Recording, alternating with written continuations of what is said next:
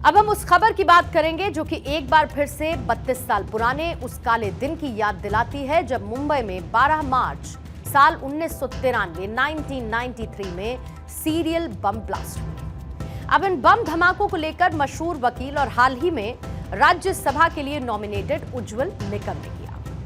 उज्जवल निकम का दावा यह है कि अगर संजय दत्त ने समय रहते पुलिस को एक वैन के बारे में सूचना दे दी होती जिसमें AK-47 और साथ ही हैंड ग्रेनेड जैसे घातक हथियार थे तो शायद 257 लोगों की जान बच सकती थी और 713 लोग घायल होने से बच जाते। साल 1993 में जब मुंबई में 13 सिलसिलेवार बम धमाकों ने पूरे देश को हिलाकर रख दिया। इन धमाकों में 257 लोग मारे गए, 713 लोग घायल हुए और बम धमाकों का मास्टरमाइंड था गैंगस्टर दाऊद इब्राहिम और उसका करीबी टाइगर मेनन, जो आज भी फरार है। जांच में यह पता चला था कि इन धमाकों में RDX का इस्तेमाल हुआ था जो कि सीमा पार से लाया गया। इन धमाकों का मकसद था दिसंबर 1992 और जनवरी 1993 के मुंबई दंगों का बदला लेना, जिसमें सांप्रदायिक हिंसा में सैकड़ों लोग मारे गए थे। इन धमाकों की जांच मुंबई पुलिस और CBI ने की थी, जिसमें 129 लोगों के खिलाफ आरोप पत्र दायर हुआ था। साल 2007 में जहां टाडा कोर्ट ने 100 लोगों को सजा सुनाई, जिसमें याकूब मेमन को साल 2015 में फांसी दी गई, लेकिन इस पूरे मामले में एक नाम जो सबसे ज्यादा चर्चा में था वो था बॉलीवुड स्टार संजय दत्त का।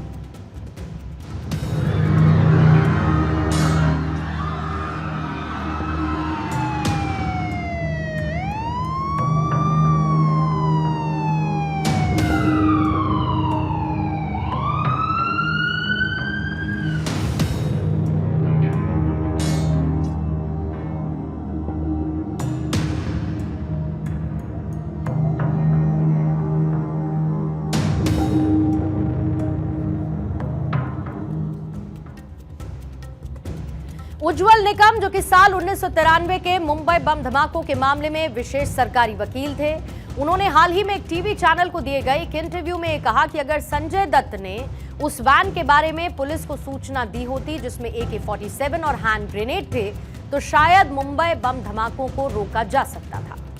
ऐसे में सबसे पहला तो सवाल यह है कि आखिर वो किस वैन की बात कर रहे हैं।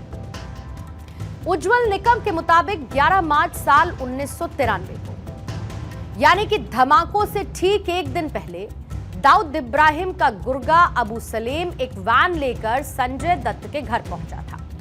इसी वैन में AK-47 राइफल और हैंड ग्रेनेड जैसे हथियार भरे हुए थे।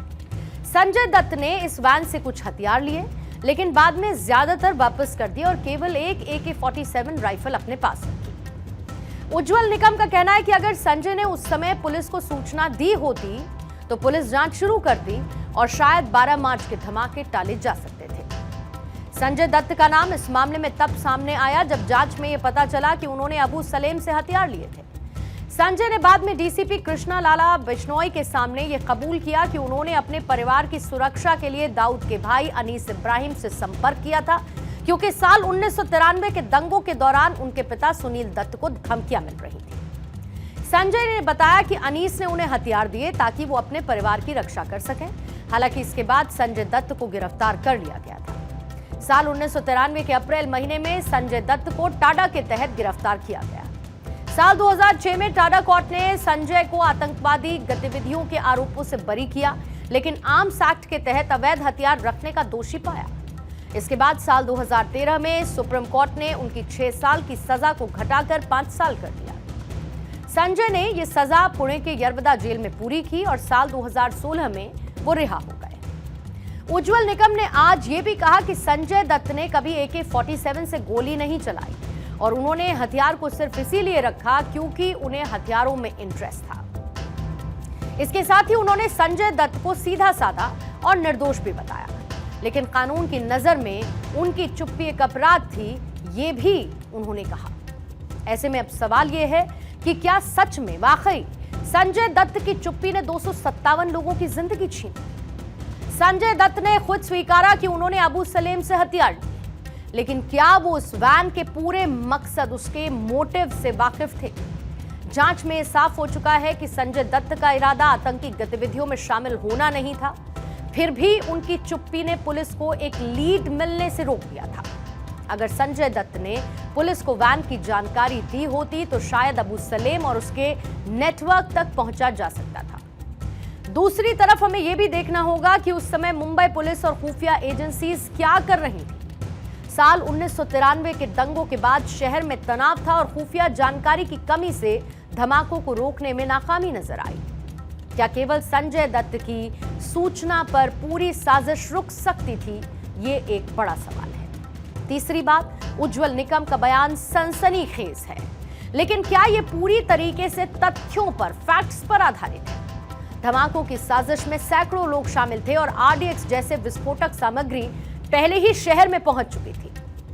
संजय दत्त की सूचना से कुछ हद तक साजिश का पर्दाफाश हो सकता था, लेकिन पूरे हमले को रोकना शायद इतना आसान नहीं था। चौथी बात, उज्जवल निकम ने बताया कि जब संजय दत्त को साल 2007 में सजा सुनाई गई तब वो सदमे में थे। उनकी बॉडी लैंग्वेज बदल गई थी और निकम ने उन्हें सलाह दी कि मीडिया तुम्हें देख रहा है, डरो मत। ये दिखाता है कि संजय दत्त उस समय एक मानसिक दबाव में थे और शायद उनकी चुप्पी डर या फिर गलत फैसले का नतीजा थी।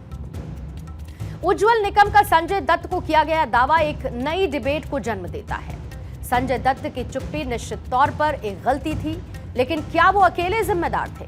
शायद नहीं। साल 1993 के धमाके गहरी साजिश का हिस्सा थे, जिसमें दाऊद इब्राहिम जैसे बड़े माफिया शामिल थे। संजय दत्त का रोल इस साजिश में एक बहुत छोटा था, लेकिन उनकी चुप्पी ने एक मौका जरूर छीना। ये भी एक सच है। आज 32 साल बाद ये खुलासा हमें ये सोचने पर मजबूर करता है कि एक छोटा सा कदम कितना बड़ा बदलाव ला सकता है।